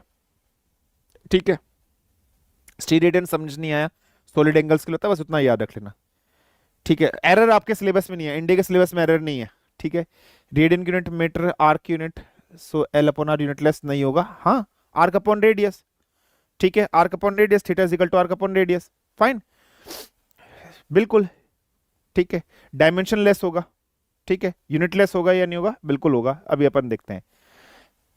ठीक है, पाई रेडियंस, सर रेडियन का एग्जांपल समझा दीजिए, दिए तो थे। ठीक है, सॉलिड एंगल रिपीट कर दिया था बेटा।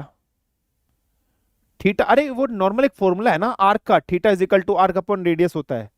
Theta is equal to arc upon radius होता है ना, वही है, theta is equal to arc upon radius, simple एक बताया। ठीक है, सॉलिड एंगल्स यूनिटलेस होता है क्या? सब बताएंगे, आएगा सभी आगे। ठीक है, dimension of radians, you are talking about angles but expanding exampling shapes but measurements of shape is somehow measured by using length measure of that shapes. You are talking about angles but exampling, अरे एक formula बताया है, ये 3 dimensional example दिए हैं। 3 dimensional मतलब x axis, Y axis, Z axis. तो इनके जैसे क्यूबाइट्स वगैरह ये 3 डायमेंशनल्स हैं। चीजों के अंदर जो एंगल्स मेजर होगा वो रेडियस, टी रेडियंस होगा। ठीक है बेटा भास्कर, स्टीरेडियन यूनिट है। डिस्टेंस और टाइम फंडामेंटल यूनिट्स है, तो आपने इसलिए इसको डेराइव्ड यूनिट्स बोला है क्या? हाँ, इसीलिए 2 फंडामेंटल यूनिट का इस्तेमाल हुआ है। यस बेटा, बिल्कुल। ठीक है, ल्यूमिनस इंटेंसिटी क्या है बता दिया था क्या? ठीक है, how to make a scale, metre पर सेकंड कैसा है, फंडामेंटल यूनिट्स बता दिया था, मोल बता दिया था। ठीक है, लीटर भी क्या है? लीटर की अगर हम लोग बात करें वो वॉल्यूम है ना, वॉल्यूम है ना, तो फंडामेंटल यूनिट्स का मल्टीप्लिकेशन से बना है, length into breadth into height. ठीक है, तो डेड यूनिट्स में आएगा। इन मैग्नेटिज्म और electricity we can so charge, सब आएगा। वेक्टर्स, न्यूटन्स, ये सब आएगा, सब बताएंगे, उसी में आएगा। हैंड रिटर्न्स मिलेगा क्या? बिल्कुल मिलेगा। वेक्टर्स पढ़ाएंगे बेटा, ओएमआर शीट्स में एक क्वेश्चन के 2 आंसर कर दे, रॉन्ग हो जाएगा। ठीक है, चलिए फाइन है। चलिए, सो आज की फर्स्ट क्लास बेसिक क्लास हमारी थी, यहां तक हम लोगों ने डिस्कशन किया है। ठीक है, क्लियर है? फाइन, अब ये चैप्टर खत्म नहीं हुआ, यूनिट एंड डायमेंशन अभी खत्म नहीं हुआ, पार्सेक क्या अभी खत्म नहीं हुआ, अभी बहुत सारी चीजें बची हुई है इसके अंदर। अभी चैप्टर खत्म नहीं हुआ बेटा, और क्लासेस लगेंगे इस चैप्टर के अंदर। ठीक है, फाइन है। सो आज की क्लास जो थी फर्स्ट क्लास थी, ये हम लोग को यहाँ पर डिस्कशन करनी थी, फर्स्ट क्लास हम लोग को पढ़नी थी इस तरीके से। फाइन है, खुश रहेगा, मस्त रहेगा, बढ़िया रहेगा, जबरदस्त रहेगा, और बहुत अच्छे से पढ़ाई करना। अब ये चैप्टर खत्म नहीं हुआ, एक क्लास हमारी और लगेगी, फिर हम लोग discussion. So this is been all from my side for the today's class. Take care of yourself, खुश रहेगा, मस्त रहेगा, जहाँ रहेगा बढ़िया रहेगा, जबरदस्त रहेगा। फाइन है बेटा, चलिए, थैंक यू वेरी मच। जय हिंद, जय भारत, धन्यवाद, तगड़े रहो, गुड नाइट, बाय बाय।